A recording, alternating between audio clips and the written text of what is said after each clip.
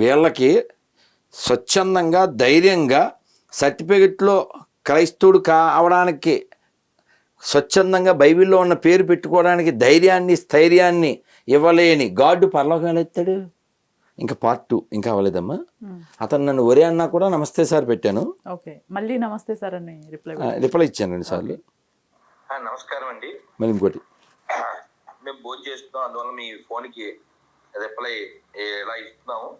మళ్ళీ కుదిరినప్పుడు మాట్లాడదాం సార్. అంటే విగ్రహారాధన వ్యతిరేకిస్తారు కదా, అది కూడా ఇతర దేశాల వాళ్ళే చేస్తున్నారు. మీ అభిప్రాయం ఏమిటని పెట్టాను సార్. మీరు వాయిస్ మెసేజ్ లో పెట్టండి సార్, పర్లేదు సార్. నమస్తే అండి.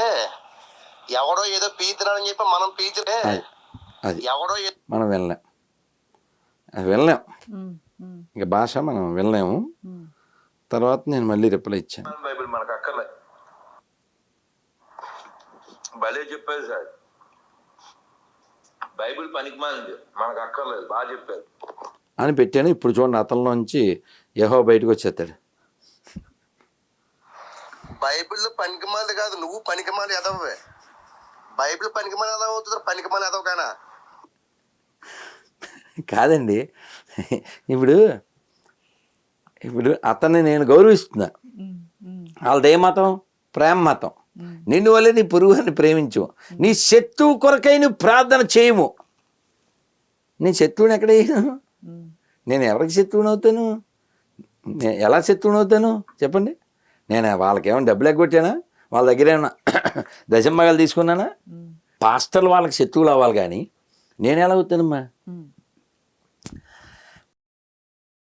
నేను వాళ్ళకి నువ్వు ఎక్కడ వాళ్ళకే పుట్టేవరా అని చెప్తున్నాను, కానీ వాళ్ళు ఏమనుకుంటున్నారు? నో బ్రిటిష్ వాడు వచ్చాకనే పుట్టాం అన్నట్టు ఫీల్ అవుతున్నారు.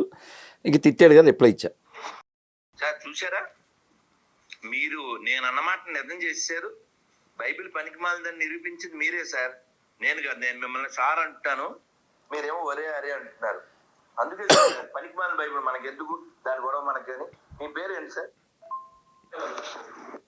చూడండి, మళ్ళీ వచ్చేస్తాడు యెహోవాడు. పనికిమాలి ఎదవా, బైబిల్ పనికిమాలిది కాదురా.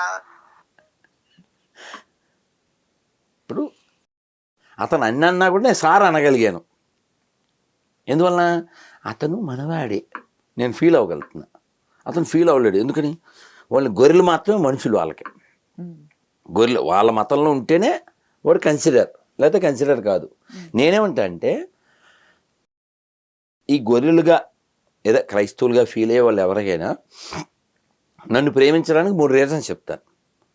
వాళ్ళు తెలుగు వాళ్ళు, నేను తెలుగుని ప్రేమించడానికి ఒక ప్లాట్ఫామ్. ఇంకోటి, వాళ్ళు భారతీయులు, నేను భారతీయుని ప్రేమించడానికి 2వ రీజన్. 3వది, వాళ్ళు మనుషులు, నేను మనిషిని. ఈ 3 రీజన్స్ కాకుండా ఈ వదిలేసి వాళ్ళకి గొర్రె అయితేనే ప్రేమిస్తారట. ఇంకెందుకు? నిన్ను వలే పొరుగు అని ప్రేమించమంటే పొరుగు గొర్రెనే ప్రేమించాలి. ఎందుకది? అది చూడమ్మా.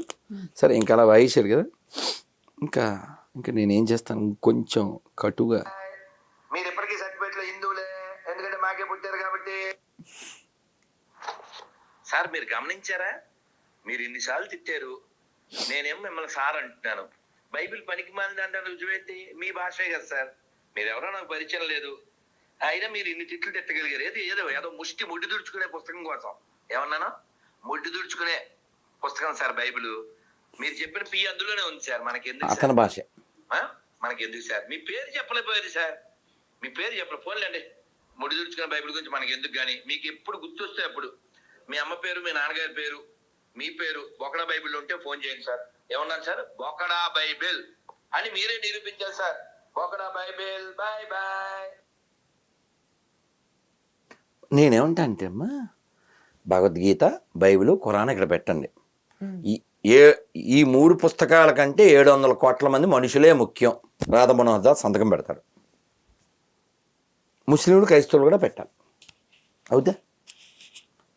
రామ, కృష్ణ, హరి, గిరి, యేసు, అల్లా అన్ని 2 అక్షరాల పేర్లు. ఈ పేర్లు కంటే 700 కోట్ల మందే ముఖ్యం. నేను చెప్తున్నా, గ్రంథాల కంటే, అక్షరాల కంటే మనుషులే ముఖ్యం. నేను చెప్తున్నా. వాళ్ళు చెప్పండి. అంటే అసలు ఒక పాస్టర్ కానీ లేకపోతే ఒక ఆ, ఈ ముస్లిం ప్రవక్త కానీ ముల్లా. ఎవరు రారంటారా? ఎన్నిసార్లు చెప్పాం వాడికి కొన్ని నెలలు అయిపోయింది, 6 నెలలు అయినా ఉంటుంది. ఈ స్టేట్మెంట్ ఇచ్చా. నేను చాలా చెప్పాను, ఒక్కడు కూడా రాలేదు. 26 క్వశ్చన్లు పక్కన పెట్టే, అది ఇంకా జన్మలో అది అవ్వని పని, ఓకే. అది పక్కన పెట్టమ్మా. పోనీ నా మీద బాగా వీడియోలు చేస్తూ రాధా మనోహరం దాస్ గారు పెద్దలు అని నా మీద భలే వీడియోలు చేస్తుంటాడు. ఏం పేరు? కిరణ్ పాల్. ఓకే. అతని వీడియోల్లోకి వెళ్ళి నా నెంబర్ పెడతాను, ఫోన్ చేయనానని చేయడు. పోనీ ఇక్కడికి వస్తాడేమో అడగండి. పోనీ వేరే ఛానల్ వాళ్ళు అడిగితే సార్ మా పత్యాపురం ఏదో మేము చేసుకుంటాం, మమ్మల్ని వదిలేండి సార్ అని అంట. రాజా ఉన్నాడా? రాజా ఇప్పుడు పాస్టర్ రాజా తెలుసుగా, విశాఖపట్నం రాజా అనుకుంటా. అతన్ని పిలిస్తే సార్ ఏదో దశంభాగాలతో అలా జీవితం వెళ్ళిపోతుంది, వదిలేండి సార్ అని చెప్పాడంట. ఇంకో యాంకర్ ఇంకో మీడియా అతను అడిగితే, వీళ్ళేమో రారు. మనం ఓపెన్గా చెప్పాం, నేను మసీదుకి వస్తా, చర్చికి వస్తా, మీరు చెప్పినట్టు చేస్తా. ఇప్పుడు ఇన్నెందుకు కానీ మొన్న రంజాన్కి అందరి నోట్లోనూ ఖర్జూరాలు పెట్టారా వాళ్ళు ఇల్లును రాజకీయ నాయకులు. రంజాన్ జరిగిన 3వ రోజే శ్రీరామం వచ్చిందా? ఒక్క బడుద్ద ఎవడైనా ఒక్క గ్లాస్ పానకం ఇచ్చారండి ఎవరికైనా? మెసేజ్లు మీరు చూడండి, ఈద్ ముబారక్ అని పెట్టిన వాళ్ళు ముస్లింస్ పెడితే మనకి అది పెద్ద విషయం కాదు, వాళ్ళ పండగ వాళ్ళు పెట్టుకున్నారు. పెట్టిన వాళ్ళు ఎవడు మనోడు, ఈద్ ముబారక్ పెట్టినోడు ఎవడు మనోడు. పోనీ వీడికి ఎవరైనా ముస్లిం వీడికి శ్రీరామనవమి శుభాకాంక్షలు పెట్టాడా? ముస్లిం సోదరులకు రంజాన్ శుభాకాంక్షలు కింద సుబ్రహ్మణ్యం, రామారావు, అప్పారావు ఎన్ని. మరి హిందూ సోదరులకు శ్రీరామనవమి శుభాకాంక్షలు కింద ఉస్మాన్ బాషా, లేకపోతే ఓవైసీ, లేకపోతే అస్మద్దు, లేకపోతే ఏమన్నా ఎప్పుడైనా ఫ్లెక్సీ చూసారా ఎక్కడైనా? కానీ గురువు గారు, కర్ణాటకలో ఒక కాంగ్రెస్ లీడర్ డాటర్ని చంపేయటం అది జస్ట్ నిన్నే హుబ్బలియా దాని పేరు వైరల్ అవుతోంది. జస్ట్ నిన్న అనుకుంటా, నిన్న పొలిటీషియన్ కూతుర్ని. అది కూడా వాళ్ళ గవర్నమెంట్ ఉంది, వాళ్ళ గవర్నమెంట్ ఉండగా రూలింగ్ లో ఉండగా అసలు ఎలా తీసుకోవచ్చు దీన్ని? ఎలా తీసుకోవడం ఏంటమ్మా, బుద్ధి జ్ఞానం ఉండాలి. బుద్ధి జ్ఞానం నువ్వు ఎక్కడ ఉంటున్నావు? ఇప్పుడు కూడా నేను ఆ ఉపన్యాసంలో ప్రతిజ్ఞ చేయించి వచ్చాను. ఏం ప్రతిజ్ఞ చేయించాను?